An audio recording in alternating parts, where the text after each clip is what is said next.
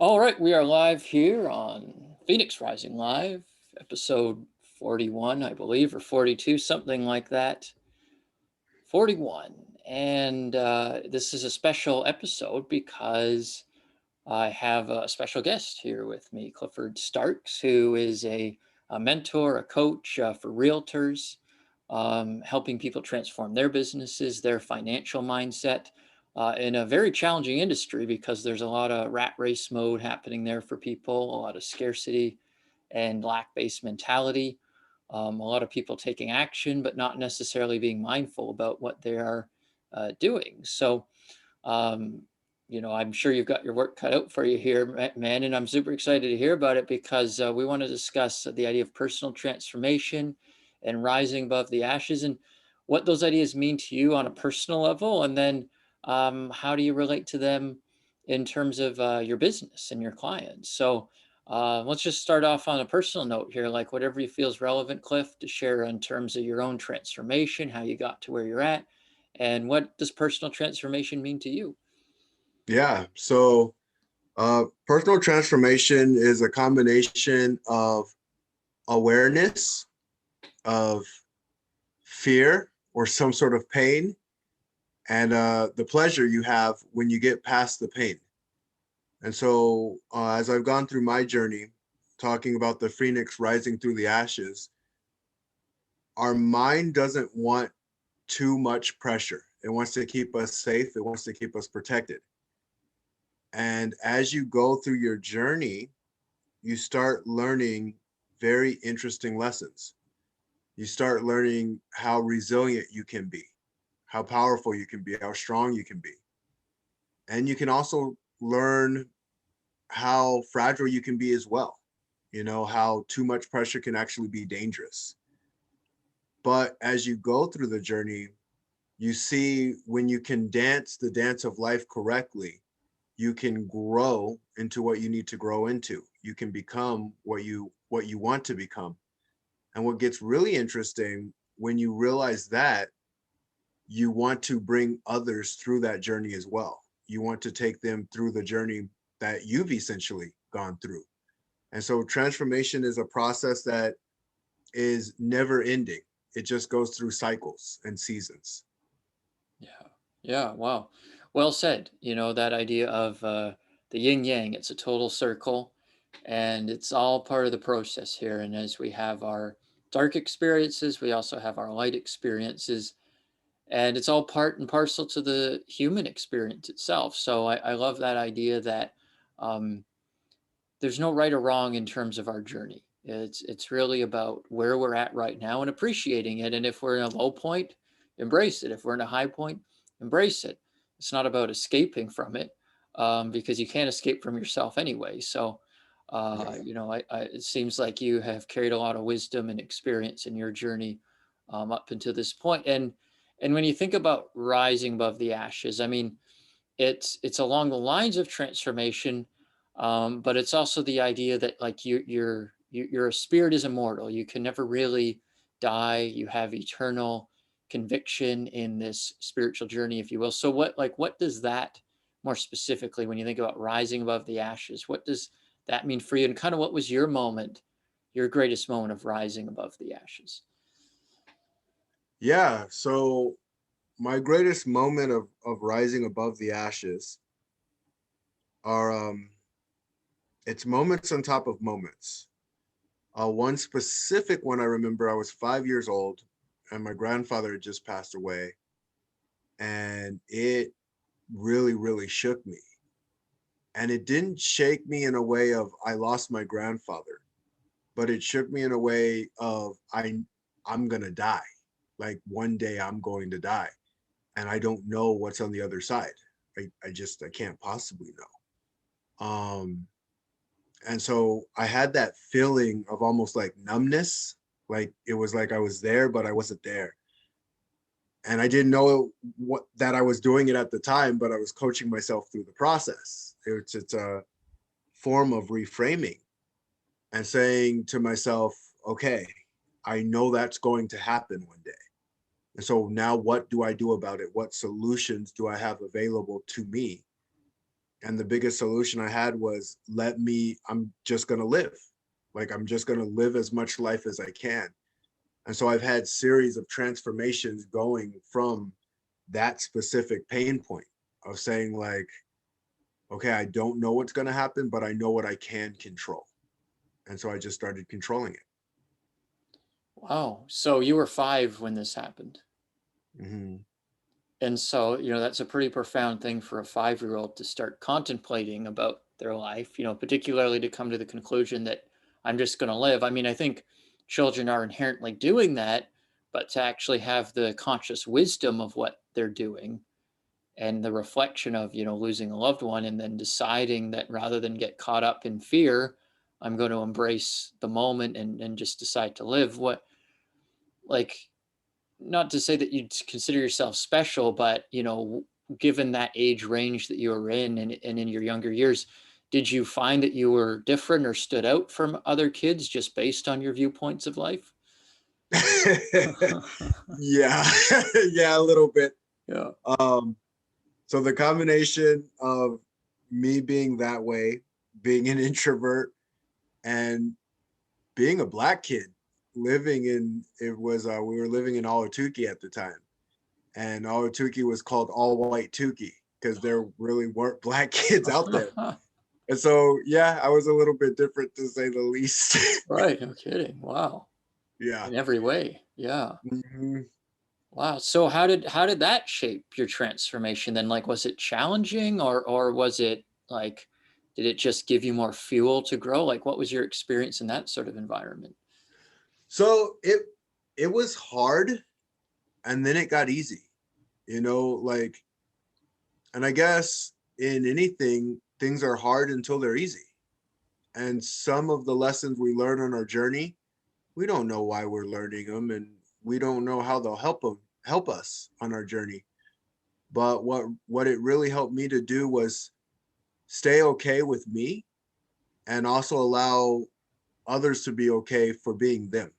You Mhm. know, we hear so many things, and there's bullying going on and meanness and picking on.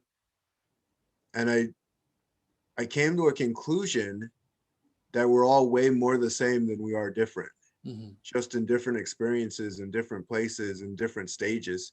Mhm. And realizing, man, everybody wants the same thing. Like, everyone wants to be cared for and loved, and they have doubts and fears and uncertainties. Mhm. Absolutely. So, initially you said it was hard and then it became easy. So, at what age did it kind of clue into you that like this is an easier path than I originally thought? Yeah. So one thing, like, people are very good at telling you what you can't do. They're just, and usually it's because they feel they can't do it. Mhm. And so when I got to that prove them wrong stage, and I actually did something they told me I couldn't do, I saw people, we always knew you could do it. I'm like, Wow. what the? You were just, you were just saying like a Wow. year ago that I couldn't do it. Um, and that's when I really started understanding the mind more and more. And when I say understanding the mind, I'm 39 now. I'm not even close to understanding it all, like, not even close. And I'm I know what I don't know, and I know what I don't know is way more than I do. Yeah. And so every time I have a connection with someone, or learn something about someone, or hear someone's story or experience, I know more about me from Mhm. doing that. Yeah. And Yeah. I guess, yeah, it would be considered a gift. And it was a gift starting from realizing everyone has an opinion, and their opinion really doesn't mean anything unless I give it power. Amen. Yeah. Hallelujah. And what age was that when that switch happened? Um, my whole journey kind of blurs together. I will say I was about 13 at the time when I realized how overweight I was. Like, I Okay. saw myself in the mirror, Yeah. and I'm like, oh, and I saw my love handles, and I wanted to change it. Yeah. I wanted to change it. And so that's what I did. I changed it. And then there was another series where I do see things, and I hope I don't sound crazy now, but you No, asked a no, sure. question. So here we go. I'm very authentic, as you Yeah. can tell. I just kind of speak what's on my mind, or I'll answer whatever questions I'm asked. But I remember there was a puzzle thing that I was putting together. And I remember I had been playing with this thing for like years. Mhm. And this was in my head. This wasn't anything physical. So more of a metaphysical world. And eventually it came together. And it came together as a honeycomb. And it said together. Oh, Like wow. we're all in this together. Like that's what I took from it. I heard together, but I took we're all in this together. Mhm. And it just vanished. And I never saw it again. But it changed me. It changed me. And I know how special we all are. I Mhm. guess I'll say that much. I know how special each individual is. And I really mean that. Everyone's story has some sort of purpose. Yeah, absolutely. Yeah. All right. Well, I want to dissect this a little more if you're okay with that, because this is Yeah. particularly what I'm interested in. And I Hmm. think we're getting to like the meat of the sandwich right now, right? Because, the way the conversation started off is like the regular stuff, right? Like, Yeah. more general. But now what this is the personal stuff. This is where we really learn from one another. And then anyone watching is going to get a lot of nuggets from this. So, first, I just want to dive into your experience, right, with what you Hmm. saw, because a lot of the people in my network, like the entire quantum elite community that I've been a joint venture partner in, and the Phoenix Rising United movement, and all, it's all about the extrasensory perception, whatever that means, right? It's totally unique and creative for everyone. So there's no right or wrong way. But when you said you saw this like puzzle come together like that, was that in your imagination where you saw that, or did you actually physically see something and then it evaporated? Like, what was that experience specifically? So it wasn't something the physical eye could see, but I think we can see way deeper than the physical eye. Yeah. I would do my best to explain it, but it would be like explaining sex to a virgin. Like it just you can't really explain it. You can just feel it. And Mhm. that's the process that I went through is I saw it and I felt it Yeah. and it was real, Yeah. but it's an unexplainable thing. Right. Kind of an alternate dimension. Like someone could have been right beside you and not seen it, but for you, it was as though it was right there. Yeah. Yeah, Hmm. I'm with you 100%. So, because I have this similar ability, it's different at certain times, but since my fiance passed away, Hmm. I have that line of communication open with the spiritual realm. So, most people don't have that, Yeah. but it's here, right? It's just they're Hmm. not accessing the frequency. That's awesome. So another thing that I want to bring up, and this I always talk about this because the whole idea of like quantum elite community, for example, is about entering the fifth dimensional consciousness and going into different dimensions. And Hmm. and as human beings, at our deepest roots, we're interdimensional beings. Like we have that into our DNA, and all of us are doing it. All of us are switching into different realities all the time, but we're not necessarily aware of it because of the conditioning that we have. So Yeah.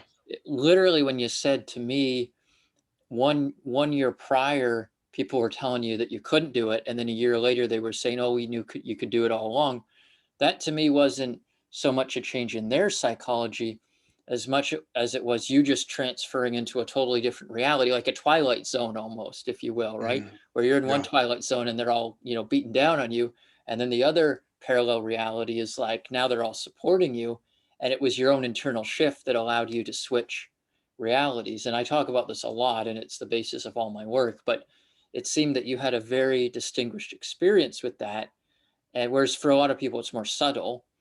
Hmm. So from that standpoint, Cliff, like, I mean, does that happen often to you, like where you'll be experiencing something and then a period of time later it'll be like dramatically polar opposite? Or can you speak to that idea a little bit more of switching into a parallel reality or a new totally different perspective where the people in your life may actually appear to be completely different than they previously were. Yeah, I've never thought of it that way, so Mhm. I'm actually digesting it right now. Mhm. But what I will say is every time I meet someone, I become a little bit more of who I need to be Mm. because I feel we have everything in us. You know, the light, the dark, the good, the bad, the evil, and the godly. And when we meet when we meet people, we get to choose how we're going to see them. And so when we see the bad sides of us, or we see someone treat us a certain way or respond in a way that we don't like, we get that trigger response of, I need safety, I need protection, and this person's wrong, they're this, they're this, they're this. And I do my best to see people as completely whole and full, and knowing that if they can act one way, they can act the reverse. They can act the reverse. And so seeing the experience consistently, yes, I will say that, but I will say it's also me practicing within my realm of solution basedness, because I Mm. always see, like, I see a perfect heavenly world. Mhm. I see that consistently. And the more I connect with people, the closer that world becomes a reality. Oh, that's incredible. Yeah, that's outstanding. I mean, um, that's the basis of my work as well. Is when you see the world as complete as it is, it's perfect as it is, and it doesn't need to be changed or fixed. That's when you Mhm. can really allow it to change into something else, something greater, if you will. Not that it's greater, but it's an experience that seems even more whole, even more connected. And Yeah. I feel that on our journey here, we know that it's already perfect. We know that everything's complete. You know, from my perspective, you know, the script is written, if you will, and we're just playing out a role. So we know, you know, as we ascend into higher levels of consciousness, if you will, um, we're going to gain a greater and greater glimpse of what that paradise is. Hence my background here as a reminder for what, you know, heaven on earth is like. Yeah. And, but at the same time, where we're at is also really significant, right? Because it may not be the perfect idea of what we have in our mind, but it's perfect for where we need to be now in order for us to learn the lessons. So I love that idea of when you encounter someone, you're kind of gathering a piece of yourself. Not that you are broken and they're completing you, but you're getting a different reflection of yourself, right? Like you're talking about Mhm. seeing your love handles. You know, in some ways, we're seeing our emotional love handles or our mental love handles, things that have been hanging out that it's like, wait a sec, I didn't realize, right? Because, you know, that's the Yeah. interesting thing about being overweight is that you're physically showing your excess, right? You're physically Mhm. showing that emotional blockage that you're carrying around. But a lot of people are dealing with the same thing, but they're not doing it through weight, right? They're doing it through other, maybe they do have some kind of ailment that people can't see, or it's an emotional suppression or whatever. So everybody's carrying some extra weight in Yeah. some way, shape, or form. Yeah. Absolutely. So now let's move into you know, your professional side, right? You've chosen this career in real estate, which is just wrought with suppression, wrought with egotism. Mhm. You know, there's a lot of gray areas in it, and depending on, you know, what country you're in, I'm in Canada, so I know the rules are a lot different than in the U.S. And so maybe there's some areas that are gray in Canada are perfectly legitimate in the U.S. Um, but like, what's your experience been like with these people? And like, why did you decide on this industry, particularly given, you know, you're more empathetic, you have greater gifts, right? So, you know, you're more kind of, I'd place it in the spiritual realm than in that capitalistic realm, which is more real Mhm. estate. So what made you choose the real estate industry? Yeah, I reversed engineered it actually. So um I looked back at who the clients I consistently have and the clients that consistently show up. And it was, I have three specific real estate agents that I work with on a consistent basis. We cycle in and out of each other's lives, and we stay very connected. And so I'm like, okay, am I onto something here? Let me look deeper into this. And yeah, just as you real estate's very tangible, something that you can feel and touch. And there is a clear spiritual world. And I always say it's important to be connected to both. And connected to both doesn't necessarily mean you can't have entire spiritual or you can't be completely feet on the ground. You can have both, right? Because we're all humans and we all have different abilities, strengths, and gifts. And if you have the right people, like if you have the right people keeping their head in the clouds, right? And then you have the right people keeping their feet on the ground, and then you have the right people who mesh the two together. And as I've gone through my journey, one, I'm extremely flexible at meshing the two together because I've needed both realms. You know, like I look back at being the black kid in Olotuki. It's a very physical thing. Like there was no we're all the same. No one would be able to understand that. Mm. And so, but there was also a very spiritual place where as a fighter, right? I got to fight as a professional fighter. It was so great. The people at the highest level have a different kind of energy to them. Like, you know, the good ones from the ones who are not so good. You know, the ones who train versus the ones who haven't trained. And it's an aura that they have. They have like a special aura to them. And that's very, very spiritual, you know, very, very spiritual. And some people might look at it like, well, two guys are fighting and one's stronger than the other. I'm like, no, there's so much more to it. Like there's so much more to it. They play at a different level altogether. And so when you can mesh the two, it's extremely powerful. And so I don't know what this rabbit hole is going to uncover because I'm in the process of it being a new beginning. But so far, I've had some very exciting conversations. And I will say, on a generalized level, it seems that real estate agents can get that feeling that they can be know-it-alls. And again, I'm generalizing right now because I know each individual is different. But even a person who feels like they're a know-it-all can be convinced otherwise with the right set of circumstances and having the right person talking to them. Absolutely. Yeah. Yeah. I mean, that's I want to call it a strong endeavor. I don't know why I want to call it a strong endeavor, but I think the idea is that you're kind of breaching through that ego mentality that's in the real estate industry. Um, but there's a lot of power in that, and it needs to be done, obviously, because every industry is being upgraded right now at this time on the planet, right? We're clearly going through our own global transformation and rising above the ashes from our old beliefs and ideas, and really rising above the industrial age in a lot of ways too. And despite the idea of real estate, it's more of an entrepreneurial endeavor. You're not on a line, hammering cars out all day long or something like that. But they still are in their own way, like in their own mentality. They're slaves to the game.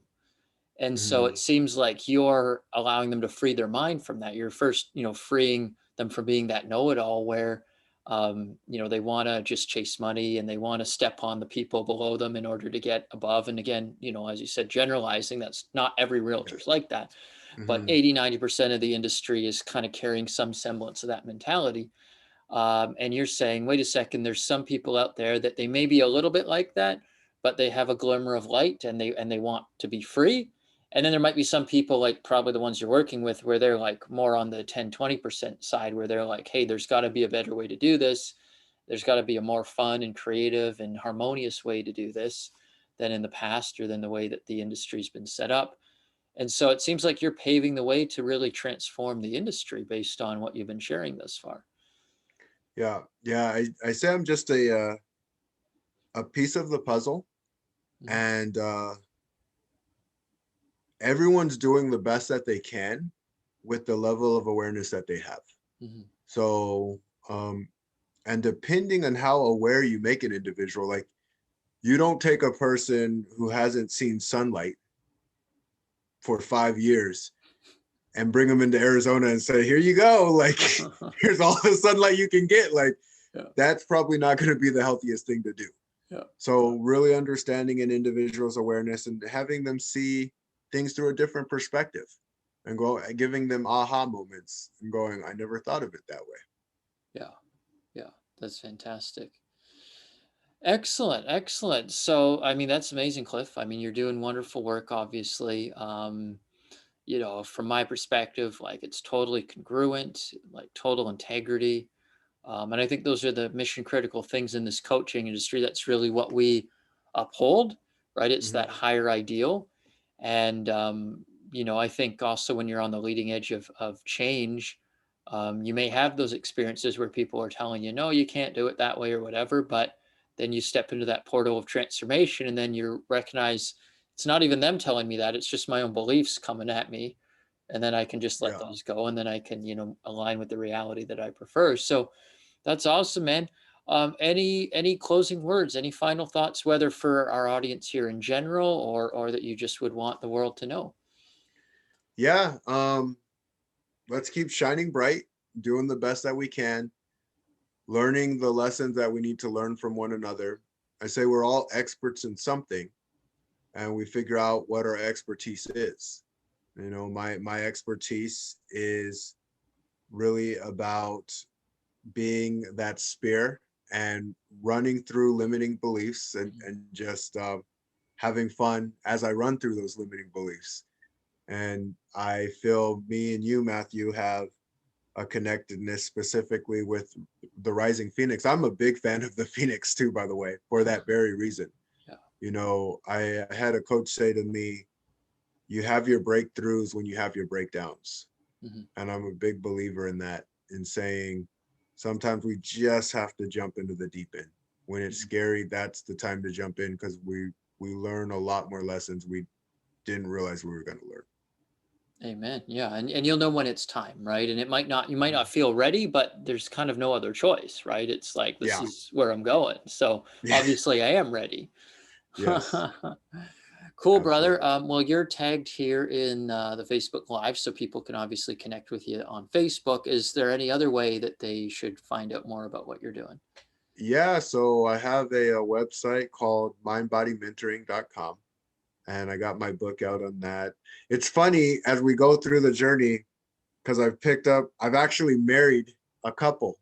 I'm an ordained minister too. Oh, fantastic. Yeah, I am as So, well, actually. oh, nice. I love it. And that's, like I go, life's about having a ton of experiences, being an expert in a few things, and being a hobbyist in a bunch of other things. Yeah, So yeah, I might be an expert in a couple things, but I'm a hobbyist in other things. I And love I'm a it. hobbyist in living as much life and experiencing as much as possible. That's what it's all about, man. Absolutely. When you first said that, it shocked me. You said you married a couple. I thought maybe you were in a three-way marriage when you said No, no. that. Probably should have explained that a little bit better. Yes. No, you cleared it up pretty quick there, but I'm Yeah. like, oh, okay, that's interesting. Anyway, hey, I don't judge. And you know, as we're talking here, Cliff, I really admire your humility, right? Because, you know, as everything you're sharing, I mean, 39, it's not that it's that old, but obviously you've accumulated a lot of wisdom and you just have a presence about you, an aura, you know, similar to probably what those professional fighters do that you were speaking about in your own right. I'm sure you're carrying that vibration. Mm, And yeah, I think, you know, you're definitely the man for this industry, right? To really uphold them to a higher standard of themselves and what they're capable of. And it's a pleasure for me to be connected with you because I definitely feel that synergy as well. yeah. Thank you. Thank you. Honor and a Awesome, pleasure. brother. Okay, well, great conversation. I'm sure we'll have another one at some point. And you guys heard it from Cliff here. This is Phoenix Rising Live. Join me on Sunday for the Phoenix Rising Masterclass at 2 p.m. Eastern Time. You know that it's always free to attend for people in my network, at least for the time being it is. And I intend to keep it that way for now because we're exploring personal transformation. We're exploring the process of gamma breathing, allowing our brain to become more malleable, more childlike, entering parallel realities, just as Cliff described here.